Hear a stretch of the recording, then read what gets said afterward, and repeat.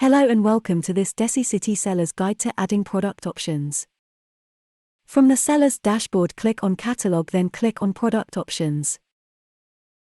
Click on the Add button. Type in your product options name, for example, color. Select what type of option it is. Then add all the variations. Once you've added all of them, click on the Save button. To apply the options to a product, click on Products and select the product you want to add them to. On the product page, click on the Options button. In the Options field, select options you want to add and add all the variations that apply. If a variation costs more than the product's stated price, type in the price change in the Price Change field, and add inventory quantity in the Quantity field. Remember to click Save once you've finished.